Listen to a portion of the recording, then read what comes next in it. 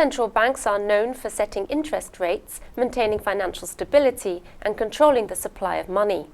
They're less known for technical innovation.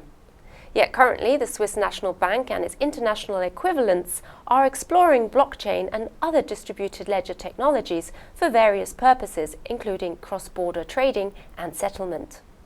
I would like to hear from Thomas Moser, who belongs to the Swiss National Bank's wider governing board, why the central bank might be interested in issuing its own digital currency. Hello, Thomas. Hello, Jade.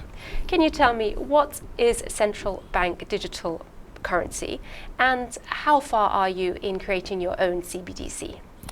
So central banks today create two forms of money. One are banknotes and the other are bank accounts at the Swiss National Bank. But those bank accounts are only available for banks, basically, to make payments among themselves. Now, a CBDC would be a tokenized form of this money. If we tokenize banknotes available for everyone, that would be a so-called retail CBDC. If we tokenize the bank accounts available only for the banks, that would be a so-called wholesale CBDC. And we are currently clearly focusing on wholesale CBDC, and together with SDX, we intend to issue a wholesale CBDC towards the end of the year for a limited time. So that would be a pilot, but still it would be a live CBDC in a productive environment. How can wholesale CBDCs and blockchain technology be useful for the Swiss National Bank? So central bank money does not contain counterparty risk. That's very different from private money like commercial bank accounts or tokenized forms of private money like stablecoins.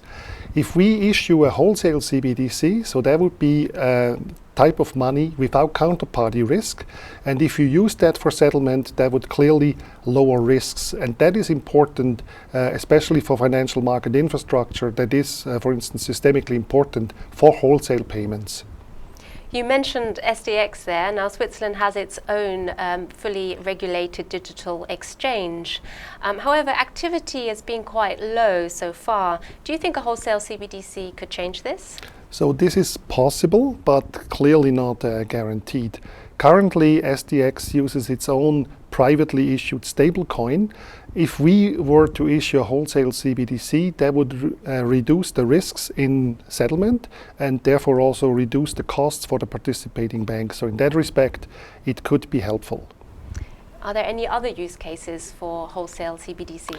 A lot of central banks are using wholesale CBDC pilots now to investigate whether cross-border payments could be made more efficient and less costly than they are currently.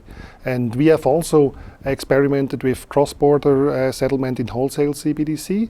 Together with the Banque de France, we had a project called Jura, which was, I think, quite successful. And currently we have a very interesting project called Mariana, where we are not only testing the cross-border settlement, but also the foreign exchange. So we built for that specifically, together with the Banque de France again, and together with the Monetary Authority of Singapore, a decentralized exchange. And what is special about a decentralized exchange is that unlike a traditional exchange, where you have an order book where buyers and sellers are matched, in a decentralized exchange we have an algorithm managing a liquidity pool, and both the buyers and the sellers, they interact directly with the algorithm to do their foreign exchange. So this is something that has been invented in decentralized finance, and we are now applying it to traditional finance for exchanging wholesale CBDC. So you're talking now about an open blockchain, about using DeFi protocols. Are you not concerned about the cyber risks? So this is clearly a risk that we have to take very seriously. So we make sure that we, even if this decentralized exchange is built on a public blockchain, we make sure that we can control access to all the relevant parts of this exchange. And as you say, cyber risks for CBDC in general, I think, are a very serious risk that central banks will have to take a closer look at, and that's something we do in a project called Tourbillon. And there we are looking at the prototype CBDC that would be protected against counterfeiting, even if the attacker would have a quantum computer. Right. Now, what are the chances of the Swiss National Bank issuing a retail CBDC? So the Swiss National Bank concluded that at the current stage, Switzerland does not need a retail CBDC. We do not have a use case, and that might be different for other countries.